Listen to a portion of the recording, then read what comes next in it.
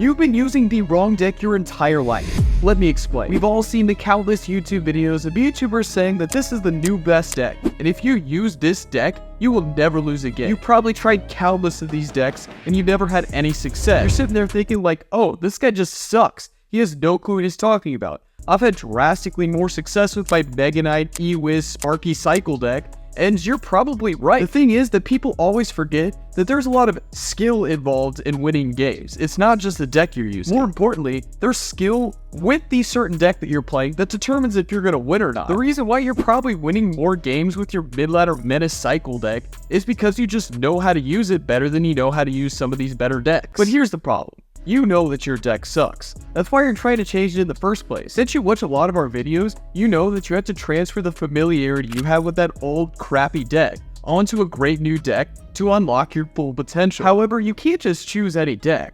Yeah, sure, there are great decks online. There's a ton of them if played correctly, but no one really talks about how difficult it is to actually get familiar with one of these decks. Just hear me out. If you pick a really high skill deck, you're probably never going to unlock your maximum potential. Just remember, not everyone is Riley, Ian, Aragon. You're not a top ladder player, and not everyone can be. That's why there's so few of them. You need to pick a slightly lower skill option. No one really cares that you play a high skill deck. I promise you, no one cares. But picking a slightly lower skill deck that is still very good is going to put you in a position that you can get up to higher end ladder without having to struggle as much as some of the higher skill players have had to do. Just remember, a big reason why you had success with your old Mega Knight, Electro Wizard, Sparky spam decks is because it was low skill. If you were able to combine a pretty good deck that is still very low skill, you're going to get to where you want to be. Today I'm going to give you a deck that might not be the best deck in the game, but it's very low skill. It can still be very good. This deck has a very high skill floor,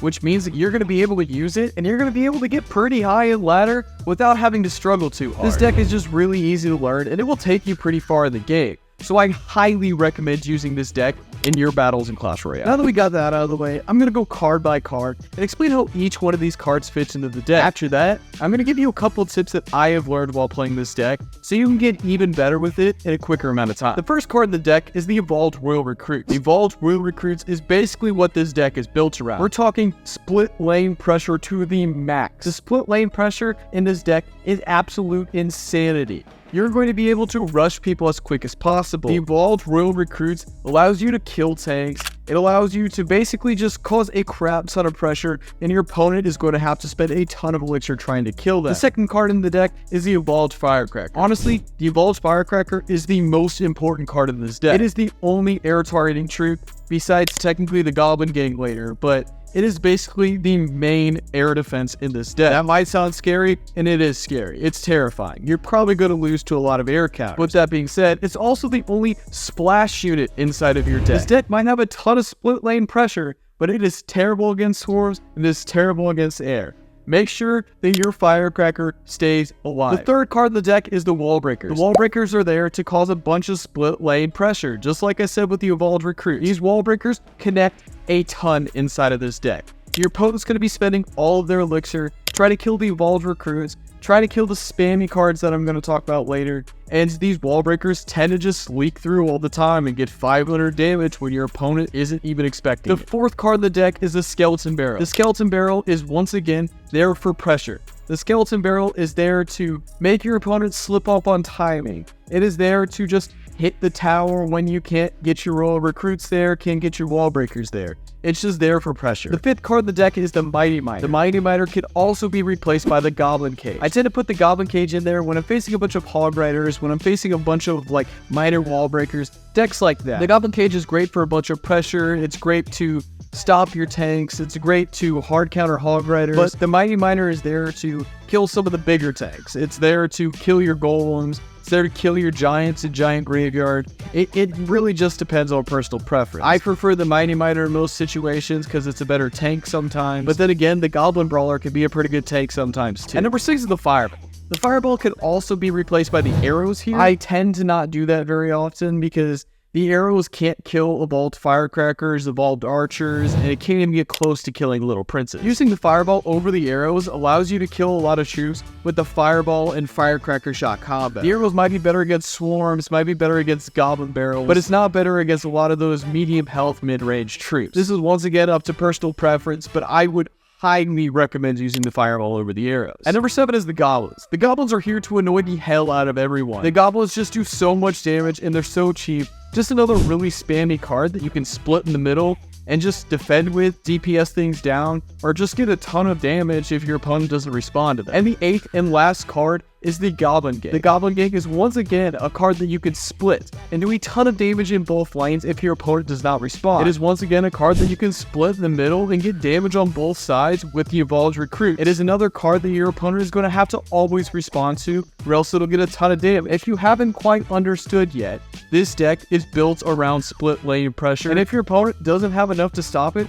there's nothing they can do. Now that you've got your deck, and I've explained kind of how each card fits into the deck, I'm going to get you some tips that I have learned over the years of playing this deck. These tips will help you accelerate how good you're going to be with this deck. And these tips are going to be very important because you're going to have to learn them to use this deck successfully. My tip number 1 is to learn how to use Skeleton Barrel tricks immediately. The Skeleton Barrel is probably your main damage dealer in this deck. The Skeleton Barrel Goblins combo is elite. It's a combo that many players don't know about, but it is seriously important inside of this deck. If you throw a Skeleton Barrel down at the bridge and put goblins immediately down behind them, the goblins are faster than the Skeleton Barrel. Your opponent's tower will lock onto the Skeleton Barrel because you placed it first, but the goblins are going to run up to the tower before the Skeleton Barrel drops. Your opponent's going to have to respond to this twice. If they don't, the goblins are going to get 500 to 700 damage onto your opponent's tower before your Skeleton Barrel drops and they log. Or if they kill the goblins, then the Skeleton Barrel is going to do the damage. The only thing that messes this up is if they have some kind of like bomb tower or royal delivery. Royal delivery hard counters this so bad. So just make sure if you know your opponent has royal delivery, you do not try this trick. The second tip that I have is probably the most important one that you have to learn to use this deck successfully. It is pushing things with your fireball. Using the fireball knockback to knock things into your firecracker range is insanely important. Finding ways to get damage on the tower with your fireball while also pushing a musketeer, pushing a little prince, or pushing an electro dragon forward is insanely important. One fireball plus a firecracker shot, even the firecracker shards, kills the little prince, kills the musketeer, and it gets somewhat close to killing the electro dragon if you get a fireball and a firecracker shot onto an electro dragon. Like I said a while ago, this deck struggles hard against air troops, and finding a way to kill those electro dragons and golem decks will allow your mighty miner to heat up and to successfully take out the gold. And my third tip is to be patient against your hard counters, your bomb towers, your bowlers, especially with Tornado. You're going to have to be patient. Play defense as long as possible and try to play for triple elixir. You're probably still going to lose most of these matchups. And if you're able to get to triple elixir against a lot of these matchups, you're able to overwhelm your opponents and try to get as much firecracker chip onto the tower as possible. There's a lot of situations where your opponent is going to have to throw a bomb tower